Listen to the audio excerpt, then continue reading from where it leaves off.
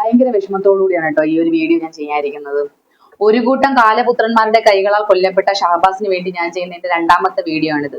ഈ വിഷയത്തിൽ ഇനി ഒരു വീഡിയോ വേണ്ട എന്ന് തീരുമാനിച്ചിരുന്നതാണ്, പക്ഷെ ഇതെനിക്ക് ചെയ്തേ പറ്റൂ, അതുകൊണ്ട് ചെയ്യുന്ന വീഡിയോ ആണ്. കൊലപാതകങ്ങളും പീഡനങ്ങളും മയക്കുമരുന്ന് കേസും ഒക്കെ പത്രക്കാർക്ക് വാർത്തയ്ക്കും റിയാക്ഷൻ വീഡിയോ ചെയ്യുന്നവർക്ക് കണ്ടന്റിനും വേണ്ടി മാത്രമായി ഒതുങ്ങുമ്പോൾ നമ്മൾ വന്നിരുന്നത് സംസാരിച്ചിട്ടും പ്രത്യേകിച്ച് പ്രയോജനമൊന്നുമില്ല. ഇതുവരെ വായ്ത്താളമായി ഒതുങ്ങും അറിഞ്ഞുകൊണ്ട് തന്നെയാണ് സംസാരിക്കുന്നത്. ഒരു കൂട്ടം കാലപുത്രന്മാരെന്ന് ഞാൻ ആദ്യമേ പറഞ്ഞിരുന്നു. അത് ഞാൻ ഇനിയും അങ്ങനെ തന്നെ പറയും. ഒരിക്കലും എന്റെ വായ കൊണ്ട് അവരെ കുട്ടികൾ എന്ന് ഞാൻ സംബോധന ചെയ്യില്ല. കൊലപാതകം ചെയ്തവരെ കൊലപാതകികൾ അല്ലെങ്കിൽ ക്രിമിനലുകൾ എന്ന് തന്നെ വിളിക്കേണ്ടിയിരിക്കുന്നു. ഒരിക്കലും അവരെ കുട്ടികൾ എന്ന് വിളിക്കേണ്ട കാര്യമില്ല. അമ്മയെ തല്ലിയാലും രണ്ടു പക്ഷം പറയുന്ന നമ്മുടെ ഈ നാട്ടില് ഷഹബാസിനെ പറയുന്നവരും ഉണ്ട്. ഷഹബാസ് അടിയുണ്ടാക്കാൻ പോയിട്ടല്ലേ കൊല്ലപ്പെട്ടത് എന്ന് പറഞ്ഞ് ഇതിനെ ലഘൂകരിക്കുന്നവരുണ്ട്. അവരോടൊക്കെ എനിക്ക് കേവലം പുച്ഛം മാത്രമാണുള്ളത്. നിങ്ങളോടൊക്കെ ഞാൻ എന്ത് പറയാനാണ്?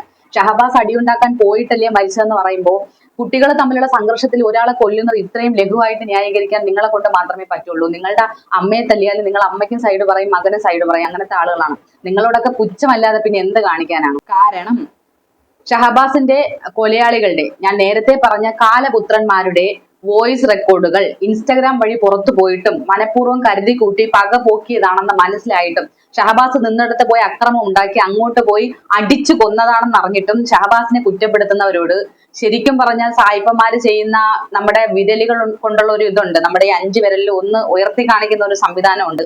സോഷ്യൽ മീഡിയ, യൂട്യൂബ്, കുട്ടികൾ വരെ ഉൾപ്പെടെ കാണുന്ന ഒരു ഇതായതുകൊണ്ടും എന്റെ ചാനൽ കൊച്ചുകുട്ടികൾ ഉൾപ്പെടെ കാണുന്നത് കൊണ്ടും അതെനിക്ക് ചെയ്യാൻ നിർവാഹമില്ല. അപ്പൊ ഷഹബാസ് കൊല്ലപ്പെടേണ്ടവനായിരുന്നു, ഷഹബാസ് കൂടി അക്രമത്തിന് പോയിട്ടാണ് ഷഹബാസ് മരിച്ചതെന്ന് പറയുന്നവരടുത്ത് എനിക്ക് ആ ഒരു മുദ്ര മാത്രമേ കാണിക്കാനുള്ളൂ എന്ന് ഞാൻ വിനയപൂർവ്വം അറിയിക്കുകയാണ്. ഇപ്പൊ ഞാൻ ഈ വീഡിയോ ചെയ്യാനുണ്ടായ കാരണം ഷഹബാസിന്റെ കുടുംബത്തിന് താമരശ്ശേരി MJ ഹയർ സെക്കൻഡറി സ്കൂളിലെ പൂർവ്വ വിദ്യാർത്ഥികൾ വീട് വെച്ച് നൽകും എന്ന് പറഞ്ഞൊരു വാർത്ത ഞാൻ കണ്ടിട്ടുണ്ടായിരുന്നു ഇൻസ്റ്റഗ്രാമിൽ ഒരു പോസ്റ്റ്. അത് കണ്ടപ്പോൾ ഭയങ്കര സന്തോഷം തോന്നി. കാര്യം ഷഹബാസിന്റെ സ്വപ്നങ്ങളിൽ ഒന്നായിരുന്നു സ്വന്തമായി ഒരു വീട് വെക്കുക എന്നുള്ളത്. ആ വീട് വെക്കണം, സഹോദരങ്ങളെ 3 കൊച്ചു കുട്ടികളാണ് താഴെയുള്ളത്, 3 കൊച്ചു ആൺകുട്ടികളാണ് താഴെയുള്ളത്, അവരെ സംരക്ഷിക്കണം എന്നൊക്കെയുള്ള ഒരു നല്ല ലക്ഷ്യത്തോടു കൂടി 40ൽ 35 മാർക്കും വാങ്ങി ടീച്ചർ ആൻസർ പേപ്പർ വെച്ചുകൊണ്ട് ഷഹബാസിനെ കാത്തു നിന്നു. അപ്പൊ 40ൽ 35 മാർക്ക് വാങ്ങിയ ഒരു പയ്യൻ പഠിത്തത്തിൽ മോശമാണ് എന്ന് നമുക്ക് പറയാൻ പറ്റത്തില്ലല്ലോ. അപ്പൊ ഒരു കുടുംബത്തിന്റെ മുഴുവൻ പ്രതീക്ഷയും തല്ലിക്കെടുത്തിയ കുറെ നരാധമന്മാര് കാരണം ആ കുടുംബത്തിന്റെ എല്ലാ പ്രതീക്ഷയും പോയിരിക്കുന്ന സമയത്താണെങ്കിൽ വീട് വെച്ച് കൊടുക്കാം എന്നുള്ള ആ ഒരു ഇവർക്ക് ഇങ്ങനെ ആ MJ ഹയർ സെക്കൻഡറി സ്കൂളിലെ പൂർവ്വ വിദ്യാർത്ഥികൾ പറയുന്നത്. ശരിക്കും പറഞ്ഞാൽ ഒരു ജീവന് പകരമല്ല ഒരു വീടെന്ന് പറയുന്നത്. ജീവിച്ചിരിക്കുമ്പോൾ കിട്ടാത്ത സൗഭാഗ്യങ്ങളൊന്നും മരിച്ചു പോയിട്ട് ആർക്കും കിട്ടിയിട്ട് കാര്യമില്ല. ഷഹബാസിന് കാണാൻ വിധിയില്ലല്ലോ തന്റെ സഹോദരങ്ങളും ഉമ്മയും വാപ്പയും ഒരു കുടുംബത്തിൽ സുരക്ഷിതമായി കയറി കിടക്കുന്നത് ഷഹബാസിന് കാണാൻ യോഗമില്ലല്ലോ.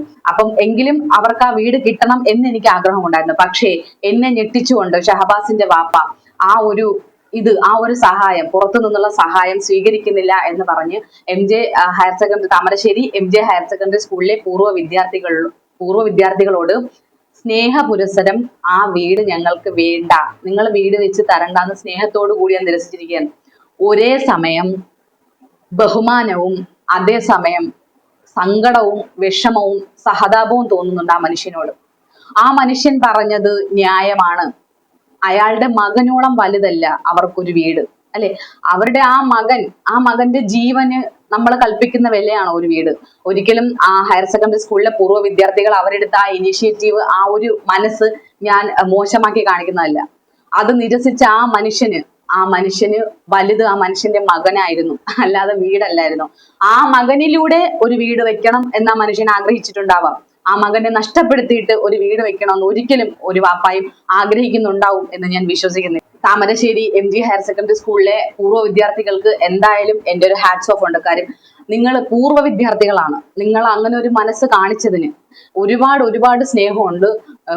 ഷഹബാസിന്റെ വാപ്പ ഇത് നിരസിച്ചതിൽ സങ്കടവും ഉണ്ട്, സന്തോഷവും ഉണ്ട്, അഭിമാനവും ഉണ്ട്. ആ വാപ്പയുടെ ഒരേ ഒരാഗ്രഹം എന്തായിരുന്നു? എന്റെ മകന്റെ ഘാതകർ, എന്റെ മകനെ കൊന്നവർ, ആ കൊലയാളി മക്കൾ പരീക്ഷ എഴുതരുത് എന്നത് മാത്രമായിരുന്നു ഷഹബാസിന്റെ വാപ്പയുടെ ആഗ്രഹം.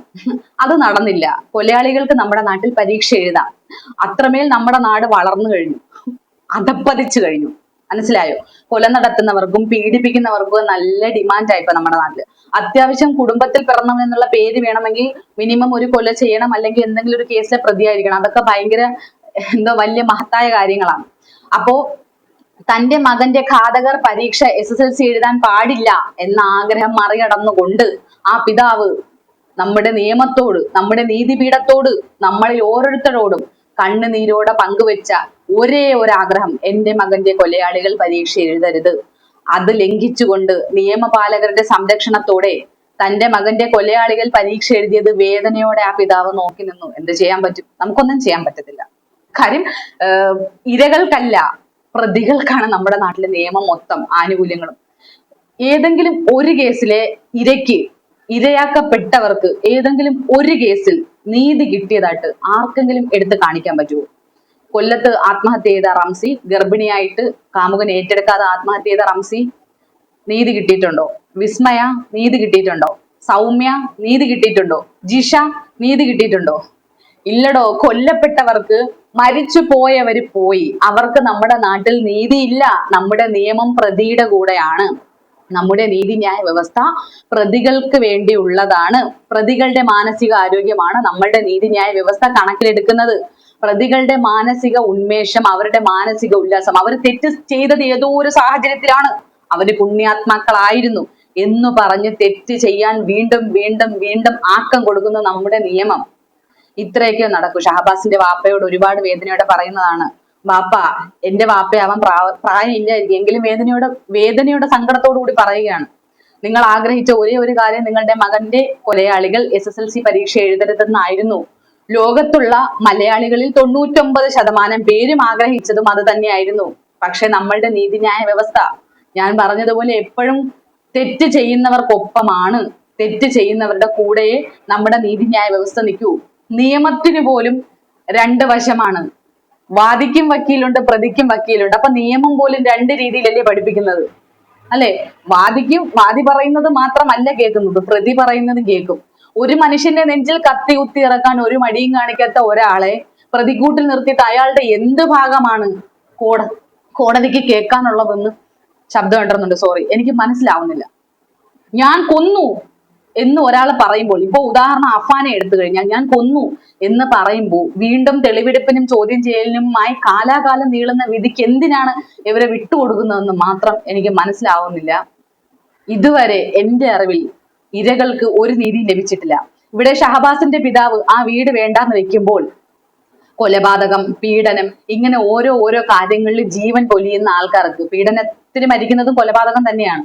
അപ്പം റേപ്പ് ചെയ്തും അല്ലാതെ കുത്തിയും വെട്ടിയൊക്കെ കൊല്ലുന്ന അങ്ങനെയൊക്കെ മരിക്കുന്നവർക്ക്, അവരുടെ കുടുംബത്തിന് ഈ നഷ്ടപരിഹാരം വെച്ച് നീട്ടുമ്പോൾ ചാടി വീഴുന്നവരുടെ അടുത്ത് എനിക്ക് പുച്ഛം മാത്രമേ ഉള്ളൂ. നിങ്ങളെപ്പോലെയുള്ള ഓരോരുത്തര്, നിങ്ങളെപ്പോലെയുള്ള ഓരോ മനുഷ്യരും ഒരു ജീവന്റെ വിലയ്ക്ക് നിങ്ങൾക്ക് ഇടുന്ന ആ ഒരു വില, സർക്കാർ നിശ്ചയിക്കുന്ന ആ ഒരു വില നിങ്ങൾ കൈ നീട്ടി വാങ്ങുന്നത് കൊണ്ടാണ് ഇതുവരെ ഒരു പ്രതിക്കും ശിക്ഷ കിട്ടാത്തത്.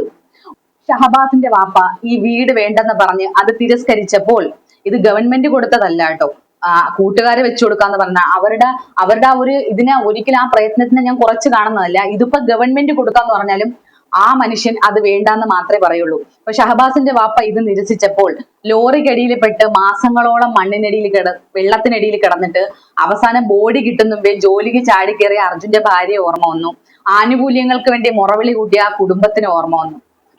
ഒരു മനുഷ്യൻ പോയിട്ട് നമുക്ക് എന്ത് കിട്ടിയിട്ട് എന്താണ് പ്രയോജനം? നമ്മൾ മനുഷ്യജീവനേക്കാൾ വലുതാണ് പണം എന്ന് ചിന്തിക്കുന്നിടത്താണ് നമ്മുടെ മക്കളെയൊക്കെ, അല്ലെങ്കിൽ നമ്മുടെ ഉമ്മായെ, വാപ്പയെ, അല്ലെങ്കിൽ നമുക്ക് വേണ്ടപ്പെട്ട ആരെങ്കിലും ഒക്കെ തല്ലിക്കൊന്നിട്ട് 1 ലക്ഷം രൂപ തരുമ്പോ, 1 ലക്ഷം ഇനാം അവരുടെ ജീവന് സർക്കാർ പ്രഖ്യാപിക്കുമ്പോൾ അത് നമ്മൾ കൈനീട്ടി വാങ്ങാൻ നിൽക്കുന്നത് കൊണ്ടാണ്. നമ്മൾ തിരസ്കരിക്കുക. നമുക്ക് വേണ്ടപ്പെട്ടവരുടെ ജീവൻ ബലി കൊടുത്തുകൊണ്ട്, ജീവൻ പണയം വെച്ചുകൊണ്ട് നമുക്ക് കിട്ടുന്ന ഒരു പൈസ പോലും നമുക്ക് വേണ്ട, സർക്കാരെ നിങ്ങൾ അതും കൊണ്ടുപോയി തിന്ന് പൊളന്നോ എന്ന് നമ്മൾ പറയുന്നിടത്ത്, ഈ മരിച്ചു പോകുന്നവരുടെ അടുത്ത് നമ്മൾ അത്രയെങ്കിലും ആത്മാർത്ഥത നമ്മൾ കാണിക്കുമ്പോൾ അവിടെയെങ്കിലും നമ്മുടെ സർക്കാർ ലജ്ജിക്കണം, ലജ്ജിച്ച് തല താഴ്ത്തണം. കൊലപാതകികളെയും മയക്കുമരുന്ന് മാഫിയകളെ ഒന്നും നമ്മുടെ സർക്കാർ പിടിക്കത്തില്ല. കാരണം എന്തുവാ? പിടിച്ച് ശിക്ഷിച്ചു കഴിഞ്ഞാൽ ബിസിനസ്സാണ് ഇവിടെ, കോടികളുടെ ബിസിനസ്. കൊട്ടേഷൻ സംഘം, മയക്കുമരുന്ന് സംഘടന, ഇതിനെയൊക്കെ പിടിച്ച് ശിക്ഷിച്ചു കഴിഞ്ഞാൽ ഗവൺമെന്റിന് നഷ്ടമാണ്. അതുകൊണ്ട് അതൊന്നും അവരിവിടെ വെക്കൂല. അവരിവിടെ വെക്കുന്ന എന്തൊക്കെയാണ്? രക്ഷകർത്താക്കൾക്ക് മക്കളെ വളർത്താൻ വയ്യ, മക്കളെ ശ്രദ്ധിക്കുന്നില്ല. നമ്മൾ CCTV ക്യാമറയെ മക്കളെ പുറകെ നടക്കാൻ പറ്റൂ? നമ്മുടെ മക്കൾ എന്ത് ചെയ്യുന്നു, ഏത് ചെയ്യുന്നു, ഓരോ നിമിഷവും മക്കളെ പിന്തുടരാൻ പറ്റൂ? അങ്ങനെ പിന്തുടർന്നതിന് പിറകെ നടന്ന് ശല്യം ചെയ്യുന്നെന്ന് പറഞ്ഞ സ്വന്തം അച്ഛനെ ഒരു മകൻ വെട്ടിക്കൊന്നു. കുട്ടികളെ നമുക്കൊന്നും ചെയ്യാൻ പറ്റാത്തൊരവസ്ഥയാണ്. നമ്മുടെ കുട്ടികളെ കണക്കിൽ കൂടുതൽ നമുക്ക് നിയന്ത്രിക്കാൻ പറ്റാത്ത അവസ്ഥയാണ്. പണ്ട് നമ്മളൊക്കെ വളർന്നില്ലേ, നമ്മുടെ മാതാപിതാക്കൾ നമ്മളെ വളർത്തിയില്ലേ, അടികൂടിയും പറമ്പിൽ കളിച്ചും പാടത്ത് കളിച്ചും പിന്നെ പുളിങ്കുരു പറക്കി വറുത്തും മാത്തയിലെറിഞ്ഞൊക്കെ നമ്മൾ ജീവിച്ചില്ലേ. നമ്മുടെ മക്കളെക്കാളും വലുതാണോ നമുക്ക് പണം?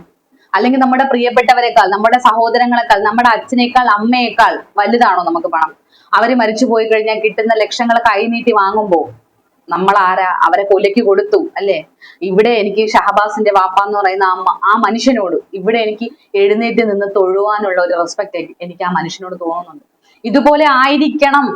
അല്ലാതെ ജിഷയുടെ അമ്മയെ പോലെ കിട്ടിയ ലക്ഷങ്ങൾ കുറഞ്ഞു, പൈസ കിട്ടിക്കഴിഞ്ഞപ്പോ ബ്രൂട്ടീഷ്യൻ ചെയ്യാൻ പോയി, ബ്രൂട്ടി പാർലറിൽ പോയി ലക്ഷങ്ങൾ പൊടി പൊടിച്ചു, പിന്നീട് കിട്ടിയ ലക്ഷങ്ങളൊക്കെ തീർന്നു എന്ന് പറഞ്ഞു വന്നിരുന്ന് കരയുന്ന ലോക പരാജയങ്ങൾക്ക് നടുവിൽ ഷഹബാസിന്റെ വാപ്പ എന്നും തലയുയർത്തി തന്നെ നിൽക്കും. ഇനി ഗവൺമെന്റ് കൊടുക്കാന്ന് പറഞ്ഞാലും പൈസ വേണ്ട. കാര്യം അവരുടെ മോന് ഇന്ന് കിടന്നുറങ്ങാൻ വീടിന്റെ ആവശ്യമില്ല. 15 വയസ്സിൽ ആ കൊച്ചു മണ്ണിന്റെ അടിയിലായി. അതിന്റെ ഖബറിൽ വെച്ച മൈലാഞ്ചി ചെടി ഉണങ്ങും മുന്നേ അതിന്റെ കൊലപാതകികള് ഭാവിയിലോട്ടുള്ള പടികൾ കെട്ടിപ്പടുത്തുകൊണ്ട് ഭാവിയിലോട്ടുള്ള നല്ല ക്രിമിനലുകളായിട്ട് വളർത്തിയെടുക്കാൻ സർക്കാർ പരീക്ഷ എഴുതിച്ചു. അതും ബിരിയാണിയും കൊടുത്ത് സദ്യ വിളമ്പി പായസം ഉൾപ്പെടെ കൊടുത്തുകൊണ്ട്. ഇത്രയും നീതി നിഷേധിച്ച ഒരു പിതാവിന് എന്തിനാണ് വീട്? എന്തിനാണ് വീട്?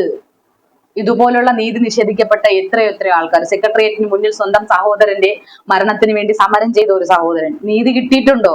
അപ്പോ ഇരകൾക്ക് നീതി കിട്ടാത്ത നമ്മുടെ നാട്ടില് കുറ്റകൃത്യങ്ങൾ പെരുകിക്കൊണ്ടേയിരിക്കും. നമ്മുടെ സർക്കാർ ഒന്നും ചെയ്യത്തില്ല.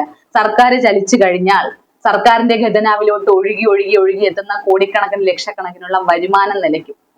നല്ല രീതിയിൽ വരുമാനം ഉണ്ടാക്കാം സർക്കാരിന്, ടൂറിസം മേഖലയായിട്ടും അല്ലാതെയൊക്കെ നല്ല രീതിയിൽ. പക്ഷെ പറ്റത്തില്ല. ബിവറേജസും മയക്കുമരുന്നുകളും മാത്രമേ നല്ല രീതിയിലുള്ള എമൗണ്ട് ഖജനാവിൽ കൊണ്ട് നിറയ്ക്കുള്ളൂ.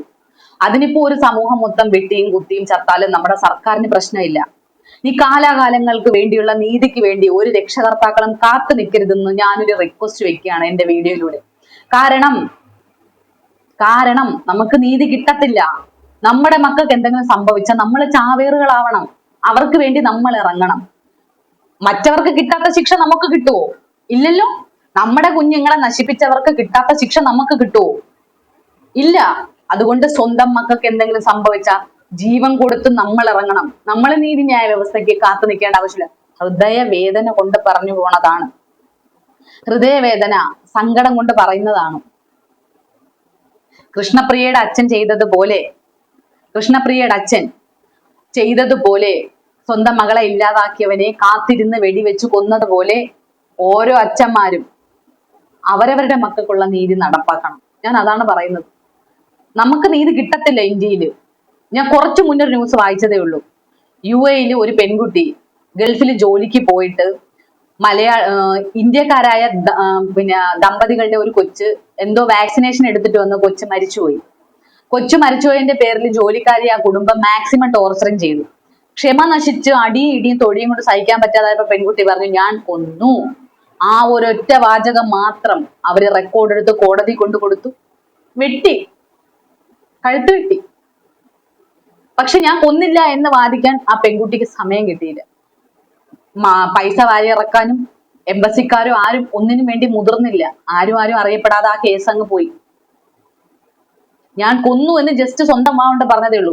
ഇവിടെ കൊന്നു എന്ന് വോയിസ് റെക്കോർഡ് വിട്ട് അങ്ങോട്ടും ഇങ്ങോട്ടും വോയിസ് റെക്കോർഡ് ഇട്ട് അങ്ങോട്ട് കളിക്കുകയാണ്. അവനെ ഞാൻ കൊല്ലാൻ വേണ്ടി തന്നെ ഇടിച്ചതാണ്. നെഞ്ചൊക്കെ എങ്ങനെ ഉപയോഗിക്കാം? യൂട്യൂബിൽ വീഡിയോ സെർച്ച് ചെയ്ത് കണ്ടിട്ടാണ് അത് ഉപയോഗിച്ചിരിക്കുന്നത്. തെളിവില്ല നമുക്ക്. ഇത്രയും തെളിവുണ്ടായിരുന്നാലും നമുക്ക് തെളിവില്ല. തെളിവുണ്ടെങ്കിൽ നമ്മൾ സമ്മതിച്ചു കൊടുക്കില്ല. എന്തായാലും ഷഹബാസിന്റെ വാപ്പ വീട് വേണ്ടെന്ന് പറഞ്ഞപ്പോ എനിക്ക് ഇത്രയെങ്കിലും പറയണമെന്ന് തോന്നി. ആ മനുഷ്യനോടുള്ള റെസ്പെക്ട് ഒരിക്കലും ജീവിതകാലം മുഴുവൻ ആ മനുഷ്യനോടുള്ള റെസ്പെക്ട് അങ്ങനെ തന്നെ എന്റെ മനസ്സിലുണ്ടാവും. എന്റെ മകനേക്കാൾ വിലയുള്ളതല്ല എനിക്ക് വീട് എനിക്ക് സ്വന്തം അധ്വാനത്തിൽ വെക്കാൻ പറ്റും. എന്റെ കുഞ്ഞിനുള്ള നീതി എവിടെ? ഒരു വാപ്പ ചോദിക്കുകയാണ് സർക്കാർ നിങ്ങളോട്, ഇന്ത്യൻ നീതിന്യായ വ്യവസ്ഥയോട്, ഭാരത് ന്യായ സംഹിതയോട് ചോദിക്കുകയാണ്, എന്റെ മകന്റെ നീതി എവിടെ? എനിക്ക് വീടല്ല വേണ്ടത്. നീതി കൊടുക്കൂ സർക്കാരെ, കൊടുക്കൂ.